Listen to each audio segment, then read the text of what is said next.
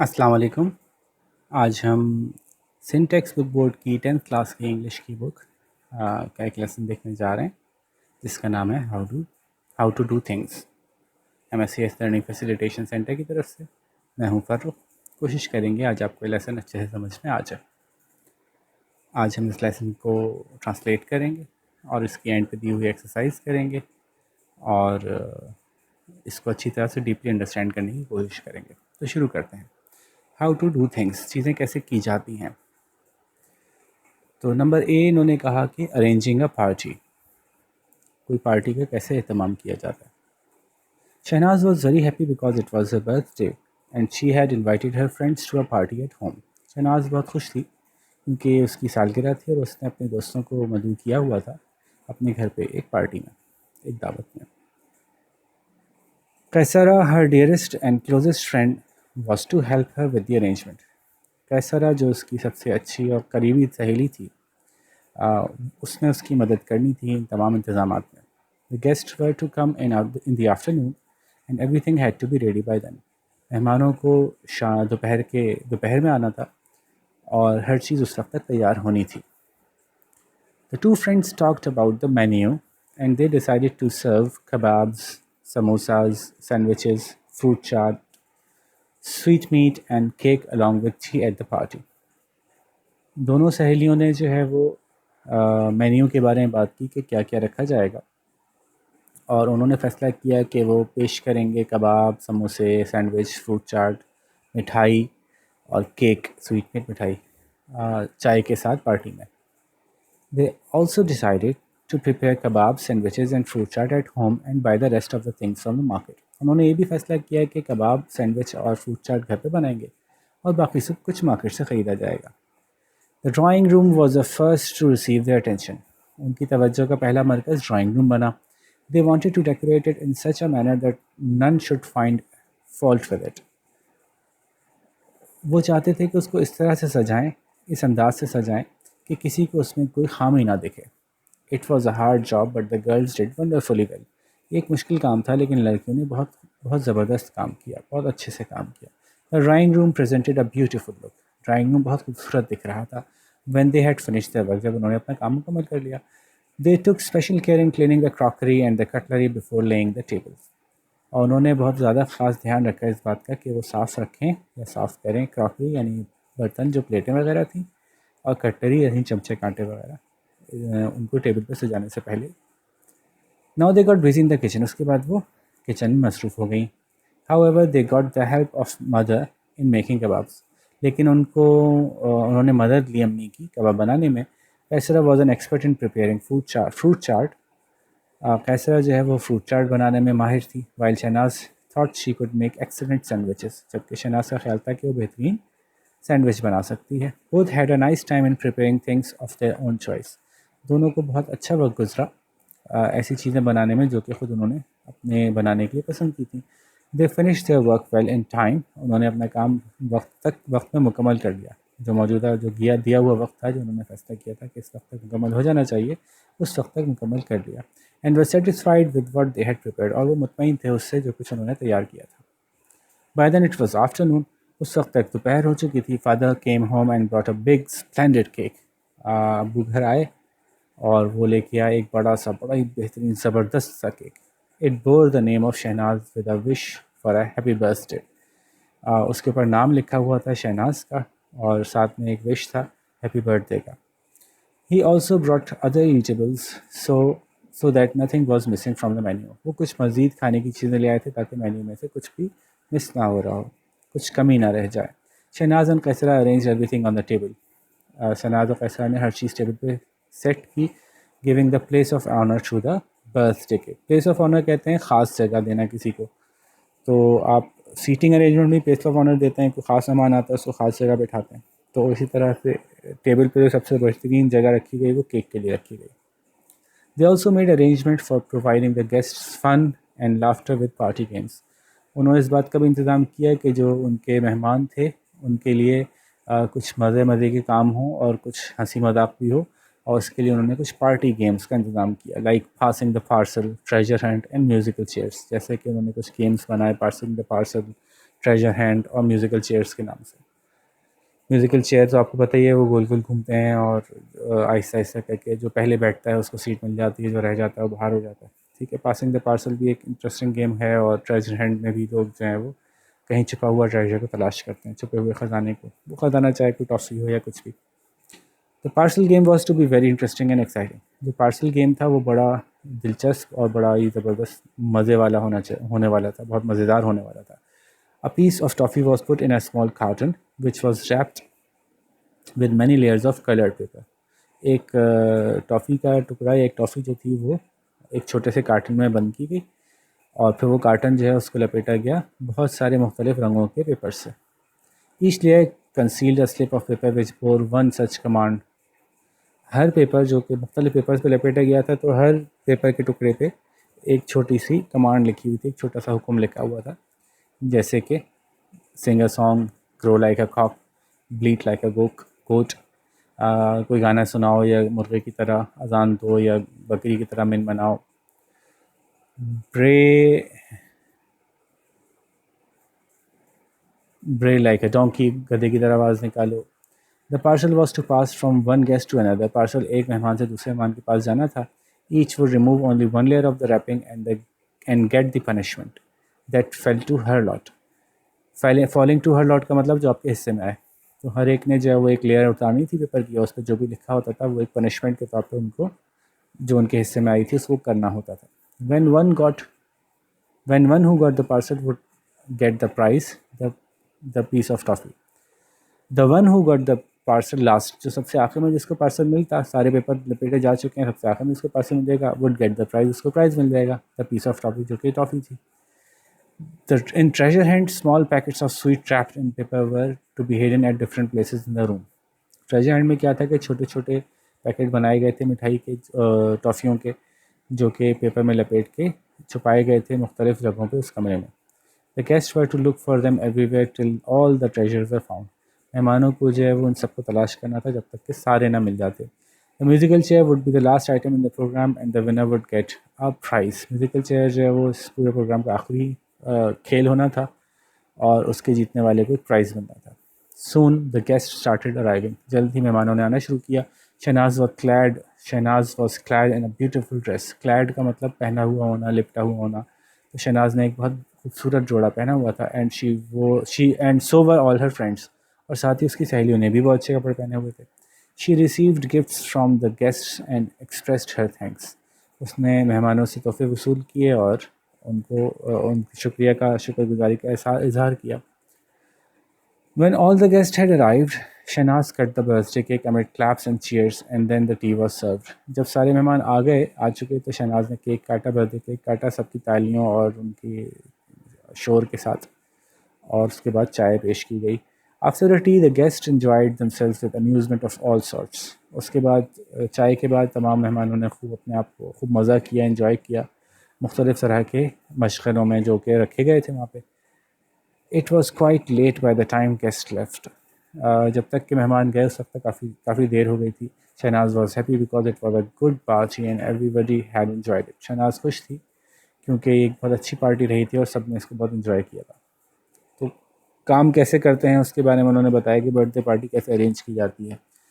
अब इन्होंने बता रहे हैं कि मेंडिंग अ पंक्चर, अगर टायर में पंक्चर हो जाए तो कैसे लगाया जाता है। Riding a bicycle is a joy when one is young. Cycle चलाना एक बड़ा ही मज़े का काम है, जबकि कोई अपनी कम उम्र होता है तो उसको बहुत मज़ा आता है। But this joy suddenly vanishes, लेकिन ये मज़ा अचानक से गायब हो जाता है। When the cycle you are riding gets punctured, जबकि जो साइकिल आप चला रहे हैं उसमें उसके टायर में पंक्चर हो जाता है। Suppose you are off from school, सोचें मिसाल के तौर पे आप स्कूल से निकले हैं।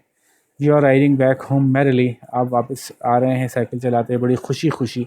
Suddenly a wheezing sound comes from your hind wheel, एक वज़ करके या फुस करके एक आवाज़ जो है वो आपके टायर के पिछले वाले टायर में से आना शुरू होती है। You feel while riding that the tyre has lost its tightness and is pressing flat against the ground.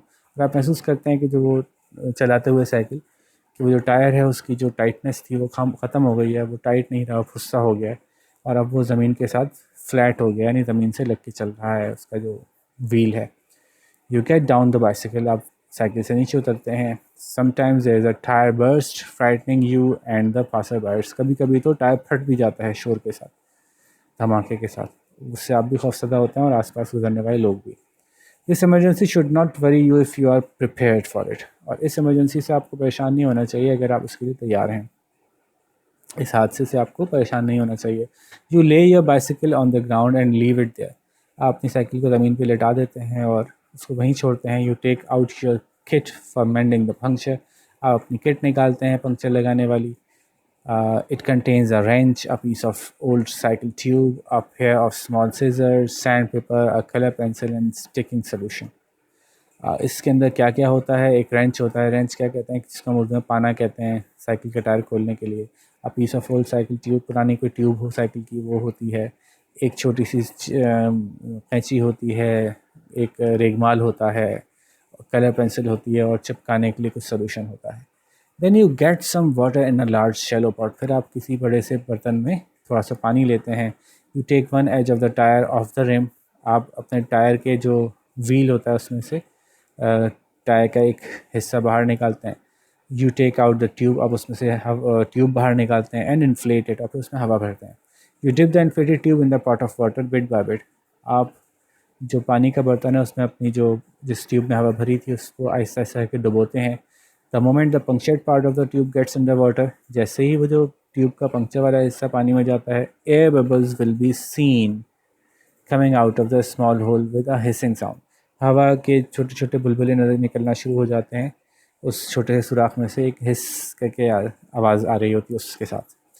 You mark the spot with a colour pencil, आप वो निशान लगा देते हैं उस जगह पे कलर पेंसिल से। The hole of the tube is tested in this way, पूरी ट्यूब को उस तरह से चेक किया जाता है। And all the punctured parts of the tube are marked, और ट्यूब के सारे जो हिस्से जहाँ जहाँ पंक्चर हुआ होता है उनको निशान लगाया जाता है। You deflate the tube and let it dry, फिर आप ट्यूब में से हवा निकाल देते हैं और उसको खुश्क होने देते हैं। डिफ्लेट का मतलब हवा निकाल देना। Then you take the sandpaper, फिर आप रेगमाल लेते हैं। And rub the tube at the puncture stop, फिर ट्यूब को वहाँ पे रेगमाल से रगड़ते हैं जहाँ पंक्चर हुआ होता है। Till the surface gets rough, यहाँ तक कि वो जगह थोड़ी सी खुरदुरी हो जाती है। You cut a piece from and the old tube according to the size of the puncture, फिर आप वो ट्यूब काटते हैं, जो पुरानी ट्यूब थी उसको काटते हैं पंक्चर के साइज़ के हिसाब से। You also make its surface rough with the sand paper, उसकी सरफेस को भी आप रगड़ के थोड़ा सा खुरदरा करते हैं। Now you take the sticking solution, अब आप चिपकाने वाला सोल्यूशन निकालते हैं कोई बॉन्ड के लिए, ग्लू वगैरह।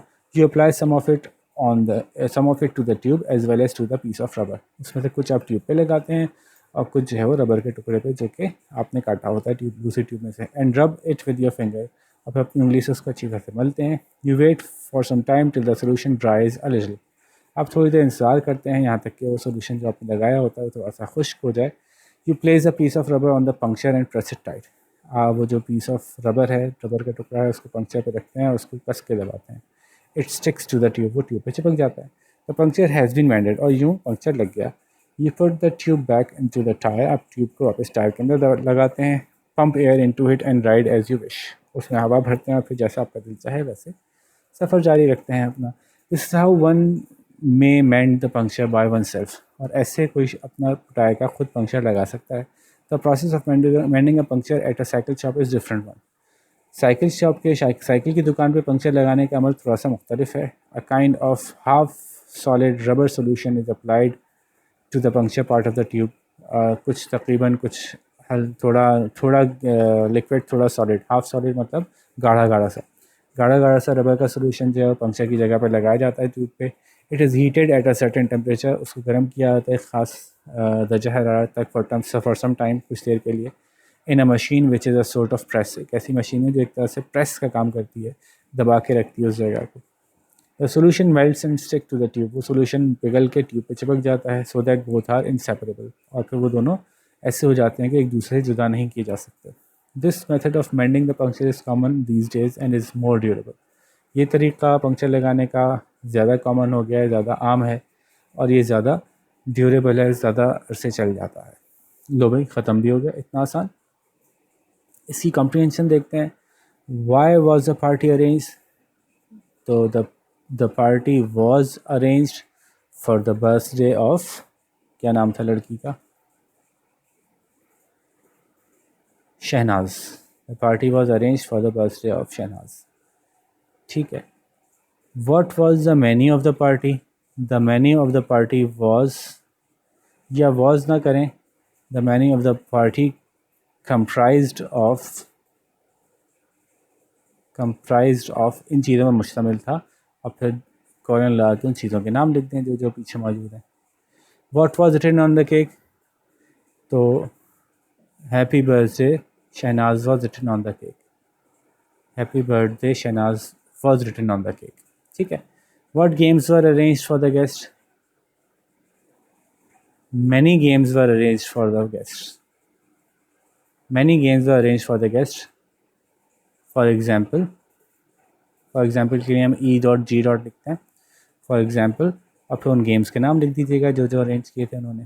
3 गेम्स थे ना, बल्कि मैनी ना लिखें यहाँ पे, हमें तो याद है ना 3 थे, तो मैनी की बजाय यहाँ पे आप 3 लिखें। 3 games were arrange, sorry 3 games were arrange for the guest, और उनके नाम लिख दीजिए। Why was Shahnaz happy at the end of the party? Shahnaz was happy at the end of the party because the party had went well and everyone had enjoyed it. The party went well, अच्छी गई, and everyone had enjoyed it, और सब ने मज़ा किया था उसमें। ठीक है। When is a bicycle ride a joy? A bicycle ride is a joy when you are young। है ना भाई, ये सब मैं किताब से बता रहा हूँ तो लिख नहीं रहा, क्योंकि ये सारी बातें किताब में लिखी हुई हैं। When you are young। When does this joy vanish? अब सवाल में does है तो फिर verb के साथ s लगेगा। This joy, T कैपिटल कर दीजिएगा। This joy vanishes when your tire gets punctured। Gets punctured। वह आसान एक्सरसाइज है इसकी। What does the kit for mending the puncture contain? The kit, the का टी कैपिटल कर लीजिएगा, सवाल में डज है तो the kit for mending puncture contains, क्या क्या चीज़ें होती हैं उसमें? Scissor, colour pencil, extra tube, वो सब चीज़ें यहाँ लिख दीजिएगा। What happens when the punctured part of the tube goes under water? तो जो आप कैसे लिखेंगे? व्हेन द हैपन्स है ना, तो इसमें अगेन ये एस की फॉर्म आएगी जवाब में। When the punctured part of the tube goes under water, तो क्या होता है? अब आप जवाब ऐसे बना सकते हैं, you can see bubbles rising from the hole and hear a hissing sound. You can see bubbles of air rising from the hole and hear a hissing sound। ठीक है। फिर what do we use to make the tube rough by rubbing? To make the tube rough by rubbing we use a sandpaper। ठीक है। लो भाई, सारे सवाल हो गए यहाँ तक। नेक्स्ट एक्सरसाइज देखते हैं इसकी क्या है। इजी ही चल रहा है अभी तक, तो कोई मसला तो नहीं आया। अच्छा जी, इनकी स्पेलिंग, वर्ड मीनिंग याद कीजिए और फिर इनके जुमले बनाइए। ये तो मैं पीछे सब कुछ बता ही चुका हूँ। सबके मतलब, कोई मतलब इसमें मुश्किल नहीं है। पासर बायर, राहगीर, फ्राइटन, खौफज़दा हो जाना, विजिंग साउंड, तेज़ी से निकलती हुई चीज़ की आवाज़, जैसे कि हवा के तेज़ी से निकलने की आवाज़ किसी सुराख में से। तो ये सारे ही मैं बता चुका हूँ अल्फाज। तो ये तो आप पीछे अगर लेसन आपने ठीक से सुना है तो आपको इन सबके मीनिंग पता होंगे, तो इनके जुमले बना लीजिए। अच्छा जी, इनके नाउन बनाने हैं, ये हम पीछे भी कर चुके हैं, पहले भी एक चैप्टर में कर चुके हैं। इनवाइट करना एक काम है, और इनवाइट करने जैसा एक नाम भी होता है। किसी को इनवाइट करने को क्या कहते हैं? तो उसको हम कहते हैं इनविटेशन।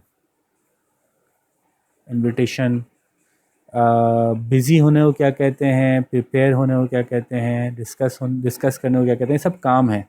बिज़ी एक काम है, इनविटेशन। बिज़ी होना एक काम है, प्रिपेयर करना एक काम है, डिस्कस करना एक काम है, डेकोरेट करना एक काम है, पनिश करना एक काम है, कलेक्ट करना एक काम है, सिंग करना एक काम है, डिसाइड करना एक काम है। इनके नाम बनाने हैं, ठीक है। तो सभी के बना दूं, कुछ के बनाऊं? डिसाइड का decision,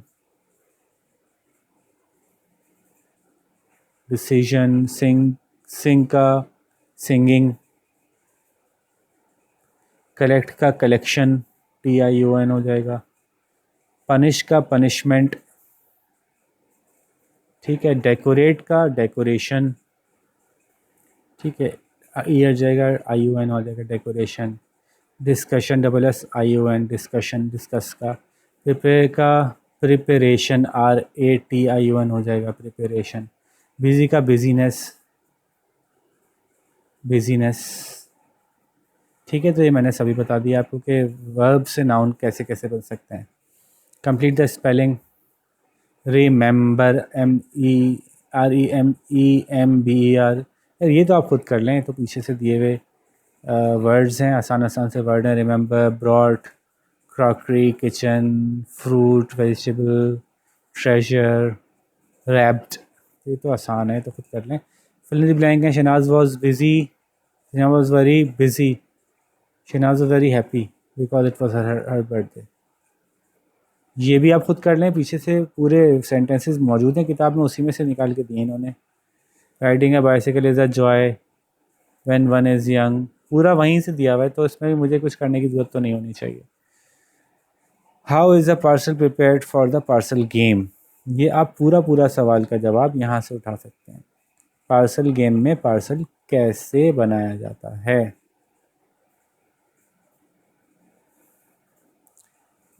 a piece of toffee, अब वॉज की जगह इज़ कर दीजिएगा क्योंकि सवाल में इज़ है। तो is put in a small carton which is wrapped with many layers of color paper. Each layer conceals a slip of paper which bears, BEARS, bears one of such commands. ठीक है, यहाँ तक ठीक है। और इसमें करना क्या था, बस सिर्फ टेंस चेंज करनी थी क्योंकि सवाल की टेंस के हिसाब से जवाब की टेंस होनी चाहिए। The parcel is to pass from one guest to another. Each would remove only one layer in the wrapping and get the punishment that fall to her lot. Fell के बजाय fall हो जाएगा, FALL. The one who gets the parcel last would get the prize, the piece of property. बस ख़त्म, ठीक है। तो ये हमने बता दिया आपको। नेक्स्ट क्वेश्चन है जी, how is the game treasure hunt played. तो ट्रेजर हंट पे देख लेते हैं क्या चेंजेस करने होंगे आपको।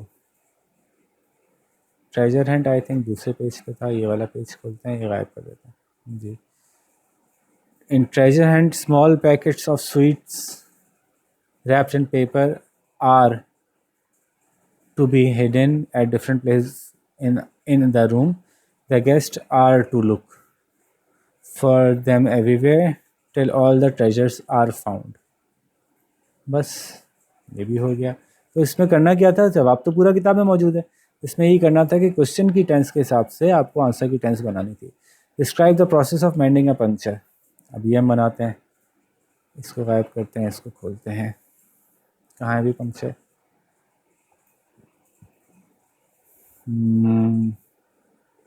यहाँ से।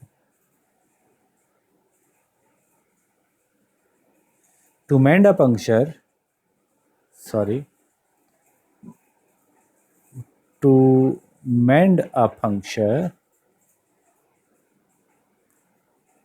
यहाँ से शुरू करेंगे। फिर you lay your bicycle on the ground and leave it there. You take out your kit for mending the puncture. It contains iron, यहाँ तक है। Then you get some water. ये पूरा आ गया, ये सब ऐसे ही आ जाएगा बस, क्योंकि सवाल में कोई स्पेसिफिक टेंस ऐसा हमें नहीं मिल रही जो जवाब से यहाँ के हिस्से से मुख्तलिफ हो, तो हम इसको ऐसे ही लिख देंगे। तो ये कहाँ तक चलेगा जनाब, ये पूरा ही आ जाएगा, मेंडिंग अ पंक्चर, ज़बरदस्त। ठीक है, तो ये पूरा का पूरा पैराग्राफ जो है वो इसमें शामिल होगा कि पंक्चर कैसे मेंड किया जाता है। अब आप में से कुछ समझदार बच्चे हों तो इसको अपने अल्फाज में करके भी लिख सकते हैं। What is the process of mending a puncture at a bicycle shop. तो यहाँ से शुरू करते हैं, एट अ बाइसिकल शॉप, ये पहले लिखते हैं, फिर हम ये लिखेंगे the process of mending a puncture, the process of mending a puncture is, ठीक है। और फिर हम आगे से यहीं से उठा लेते हैं किताब में से, क्या है जी, इज़ अ डिफरेंट वन, मुख्तलिफ होता है। फिर यहाँ से पूरा लिख लें, पूरा जो भी है ना, ये यहाँ तक पूरा आ गया कि दुकान पे मेंड करने का पंक्चर मेंड करने का तरीका मुख्तलिफ है। अब हमने यहाँ लिख दिया। ईडियम्स मुहावरे हैं, ऑड्स एंड एंड्स क्या होता है, a collection of objects and belong objects not belonging to any group or order, left over, discarded. For example मैं कहूँ यार अभी आज पार्टी में कुछ बचा है, बहुत ज़बरदस्त तुम लोगों ने पार्टी की थी, मैं बहुत देर से पहुंचा, हाँ भाई खाने के लिए कुछ बचा है, यार ऑड्स एंड एंड्स बचे हैं, यानी एक आध कोई पेस्ट्री बची होगी, तो एक थोड़े से ग्लास में थोड़ी सी ड्रिंक बची होगी, एक दो चार चिप्स बचे होंगे, मिस मैचिंग सी चीज़ें हैं जो किसी एक ख़ास ग्रुप में नहीं आती, डिस्कार्डेड चीज़ें, लेफ़्ट ओवर चीज़ें, अनग्रुप चीज़ें, प्रॉपर तरतीब में ना दी हुई चीज़ें। एग्जाम्पल उन्होंने दी है, I have no complete set of text books, only odds and ends, मेरे पास अपनी कोर्स की सारी किताबें नहीं है, बस ऑड्स एंड एंड्स हैं, यानी बस ऐसे ही कुछ इधर से उधर से उठाई हुई हैं मैंने। एक और एग्जांपल होती है, that shop does not sell anything in particular, it has only stray pieces of furniture but no sets. तो अब इसको हम क्या करेंगे, इन्होंने कहा है कि इसकी जगह ऑड्स एंड एंड्स लगाएं, तो इटैलिसाइड्स वर्ड्स जो टेढ़े करके लिखे हुए हैं उनकी जगह ऑड्स एंड एंड लगा दें। इट हैज़ ओनली, यहाँ से काट दें पूरा, it has only odds and ends, और जुमला कंप्लीट हो जाएगा। अंडर वंस नोज का क्या मतलब होता है कि कोई चीज़ आपके बहुत करीब होना। He search all over for it though it was lying under his nose all the time, इसने उसके लिए काफ़ी तलाश किया था उधर, हालांकि उसके करीब ही पड़ी थी। You didn't have to go far, it is immediately within your reach, तो it is under your nose, ठीक है। To poke once knows in to, किसी काम में दखल अंदाजी करना, मेडल और इंटरफेयर करना, दखल अंदाजी करना, अपनी नाक हर जगह घुसाना। तो don't poke your nose into other people's affair, दूसरे कामों में अपनी नाक ना घुसाएं, यानी दखल अंदाजी ना करें। तो इसकी, she has a bad habit of interfering in matters that are not her concern, तो she has a bad habit of poking her nose, poking her nose, फिर ये लिखेंगे in the matters that are not her concern, ये पूरा लिखेंगे यहाँ पे, interfering की जगह पोकिंग हर नोज आ जाएगा, ठीक है। To pick up a row, disturb करना, to kick up a row, माहौल ख़राब करना, शोर शराबा करना, गुस्सा उठा देना, खूब शोर मचाना। You need not kick up a row, ask politely, इतना शोर शराबा करने की ज़रूरत नहीं है, आराम से बात कर लो, आराम से मांग लो, मिल जाएगा। If you don't agitate you will not be paid attention to, अगर आप गुस्सा नहीं दिखाएंगे तो कोई आप पे तवज्जो नहीं देगा, तो एजिटेट की जगह लिखेंगे if you don't pick up a row you will not be paid attention to, अगर आप गुस्सा नहीं दिखाते तो लोग तवज्जो नहीं देते, तो अच्छे लोग नहीं होते वैसे बगैर गुस्से के तवज्जो नहीं देने वाले। To wind up, to bring to an end, चीज़ों को वाइंड अप कर देना, ख़त्म कर देना, चलो भाई वाइंड अप करते हैं आज की क्लास, यानी ख़त्म करते हैं। That company is winding up it's affairs, ये कंपनी अपने मामला को ख़त्म कर रही है, यानी बंद करके जा रही है, कंपनी यहाँ से बंद होने वाली है। I am using my last week in the country to finish all my business here, I am using my last week in the country to wind up, to wind up all my business here.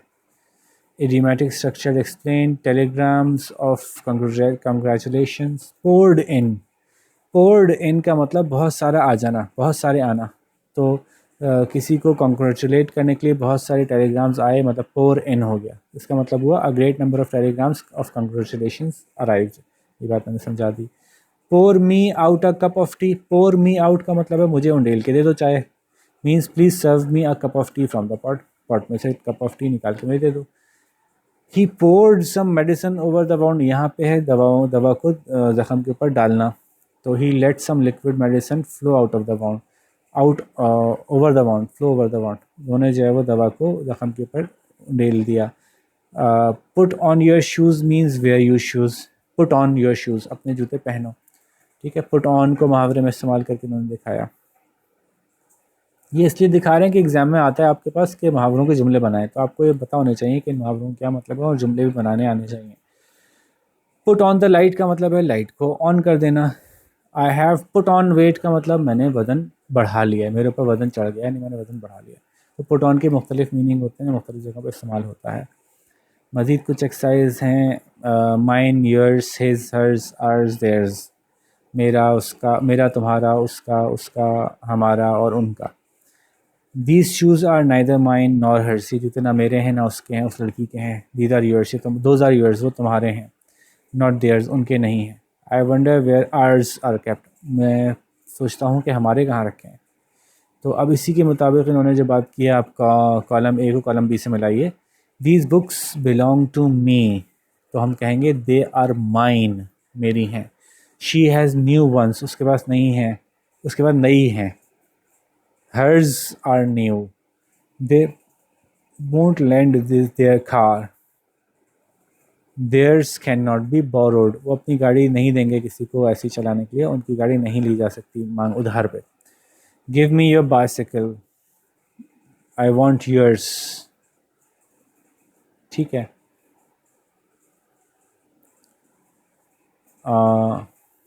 ठीक है। Their car has broken down, theirs is out of order, उनकी गाड़ी बेकार हो गई, ख़राब हो गई है। He sold all the books he had, his are sold out, उसकी बिक चुकी हैं। लो भाई, ये तो पूरा चैप्टर ही ख़त्म हो गया इतनी जल्दी। चलें जी, आपको समझ में आ गया होगा, सारी एक्सरसाइज हमने कंप्लीट कर दी। और बस अब इसको कंप्लीट कीजिए और जल्दी से अगले चैप्टर पहुंचिए ताकि हम इस बुक को कंप्लीट कर सकें और एग्ज़ाम की तैयारी शुरू कर सकें। इसके साथ ही आपसे इजाज़त चाहेंगे, अपना ख्याल रखिएगा। अल्लाह हाफ़िज़।